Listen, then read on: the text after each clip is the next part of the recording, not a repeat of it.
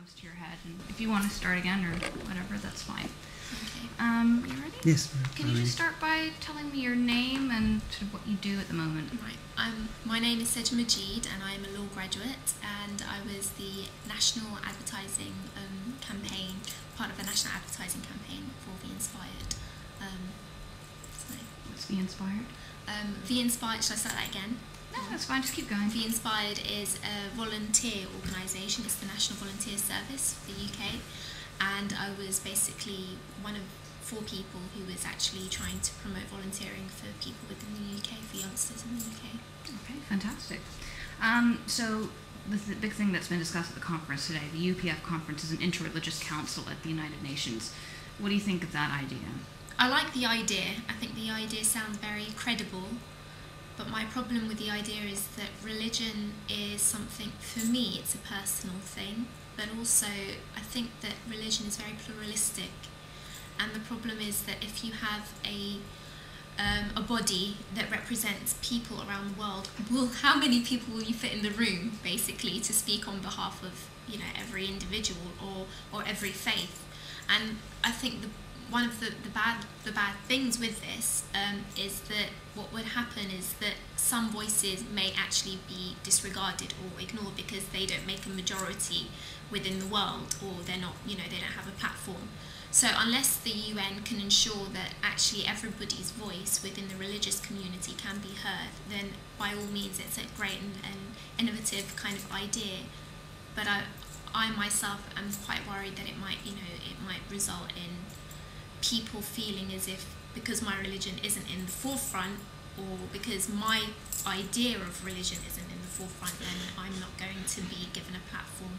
Because let's take Islam for example. You've got Sunnis, you've got Shias, you've got, you know, Sufis, you've got all these different pluralistic, you know, individuals or beliefs within Islam. So how many scholars are you going to get to represent Islam? Isn't that the case already, though, with nations? I mean, you've got the big nations that sit on the Security Council, but then you've got the little nations like Tuvalu or whatever. But that's different. These individuals who sit within the Security Council are elected individuals, and they are not. They're not talking from a religious perspective. Mainly, they're talking from a political perspective, and they're able to kind of embody those ideas by mandate.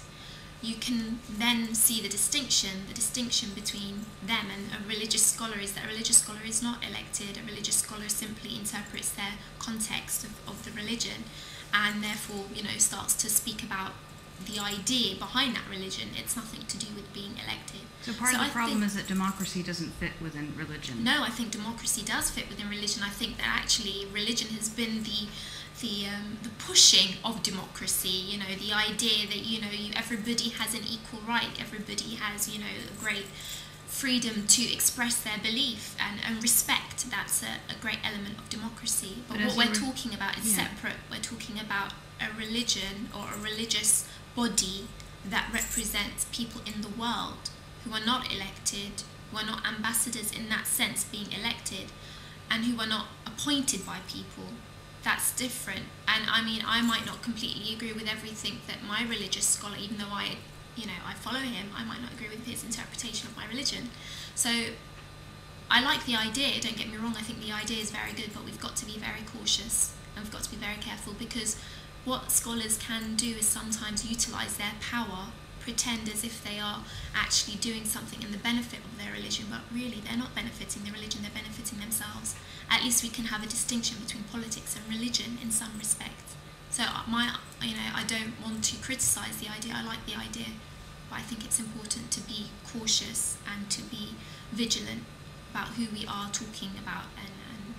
And do you think religious leaders have more of a tendency to have that kind of selfish motivation than, say, political leaders might, because they've been elected? If we look at the history of mankind has shown us many things, but one of the things that we've learned is that there have been many religious campaigns, many religious wars that have started up because of religious scholars for one reason or another, and then exploited by politicians.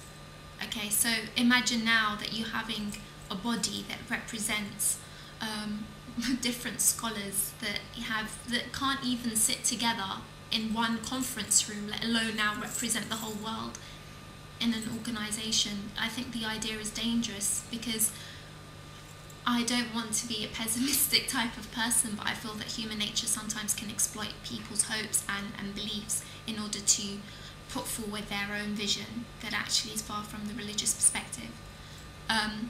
But I think that it's a good idea, but it needs, like I said before, it needs to be taken with a pinch of salt, and we need to understand who we are representing.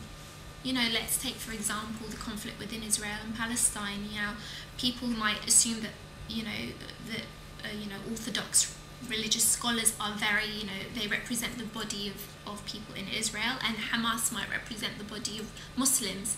Are you going to get somebody who's a religious scholar from Hamas and somebody from a religious scholar who is Israeli, and I don't know a particular name, sitting together? If they're talking about peace, by all means, let's do that.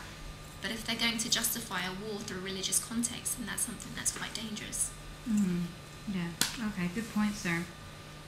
So just a few more questions, because I think it was important just to get you to explain your viewpoint. Do you see a council like this? I can understand your kind of, your viewpoint on it, but do you see it as a possibility? You mentioned it's a good idea, but perhaps not necessarily. I think, do I see it as a possibility? Realistically, I think, no, I don't see it as a possibility, but I think it's a good one to strive for, because I would encourage religious scholars to come together and speak, regardless of, what their religious belief are. They are representatives of every religion, therefore they are ambassadors of that religion. But we have to separate the power that they can hold. Now, if it's just an advisory body that speaks and discuss issues, I think that's a good idea. They don't have the ability to, for example, put sanctions or things like that. But if we're, I think, yes, there's a possibility, but in the far future, when perhaps mankind has come together more than it has already. So I don't know if that really answers the question. Well, no, it's definitely in context of what you were saying earlier, I think. Yeah. Okay, I think that's good enough, actually. Sorry, I know I've probably just Margaret with my Fine. comments, but I just can't. Very good points, I think. Very good points. I can't agree with something that I don't believe in. Yeah, no, you should be honest. It's just that I don't want any wars to be made out of religion, because I think religion, the embodiment of religion, is peace. But I know that human nature exploits people and exploits religion as well. And we've seen that happen a lot. And I think, exactly. And I think the distinction really is that politicians, we can't prescribe them as being religious leaders, we prescribe them as being politicians. We don't use what they're doing and then say, look, this religious scholar did this, and then it tarnishes the religion. And for me, it's about protecting religion and not giving an opportunity for people to exploit it. I see. That's what it is. Were you filming her saying that? Okay, great. Yes.